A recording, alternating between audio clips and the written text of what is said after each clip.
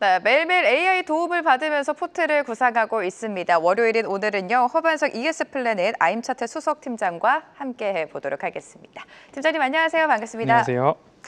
자, 월요일인 만큼 주요 일정 먼저 체크를 해봐야 될 것 같습니다. AI 시선으로 만나보도록 하죠. 이번 주 굵직굵직한 빅 이벤트가 예정이 되어 있습니다. 미국 7월 소비자 물가지수가 발표가 되고요. 원화 기반의 스테이블 코인 국회 토론회, 그리고 전 세계가 지금 집중하고 있는 미국과 러시아의 정상회담이 현지 시간 15일로 확정이 됐습니다. 하나씩 풀어주실까요, 팀장님? 네, 이번 주 같은 경우에는 일정들이 다수 포진되어 있습니다. 매주 다소 포진되어 있지만 이번 주는 특히 이제 미국과 러시아의 정상회담 이야기도 있기 때문에 조금 더 주목해 볼 필요가 있겠습니다.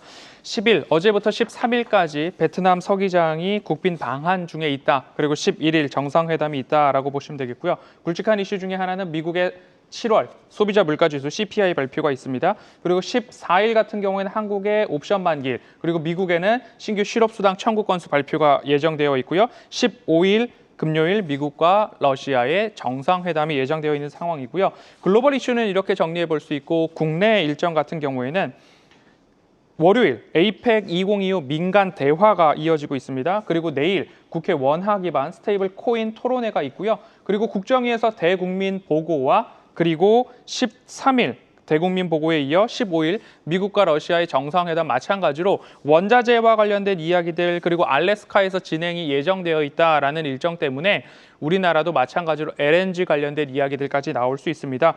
이번 주는 정책과 매크로 지표, 옵션 만기일이 중요한 주간이고요.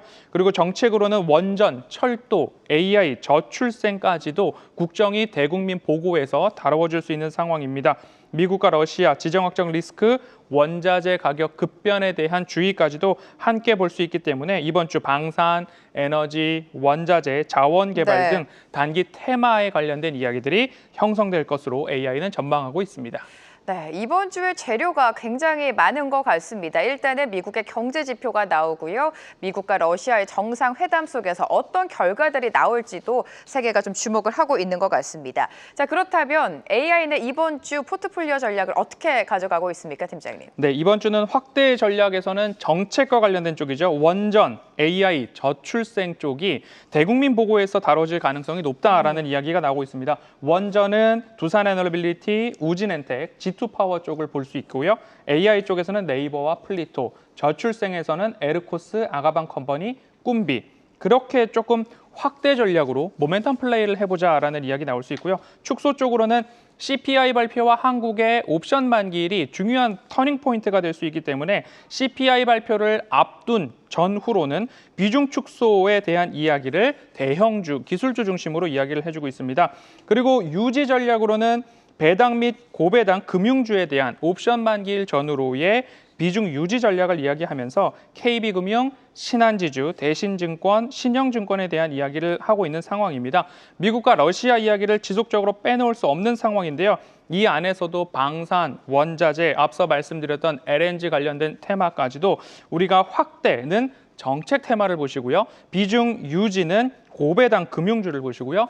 CPI 발표와 옵션 만기일 전후로는 대형 기술주에 대한 비중 축소 전략을 AI는 권고하고 있습니다.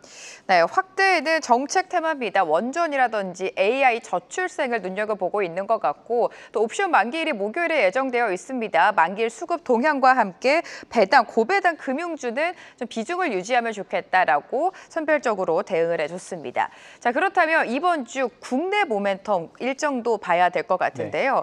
국회 원화 기반의 스테이블 코인 토론회, 그리고 한국형 탄소 크레딧 시장의 간담회가 열린다.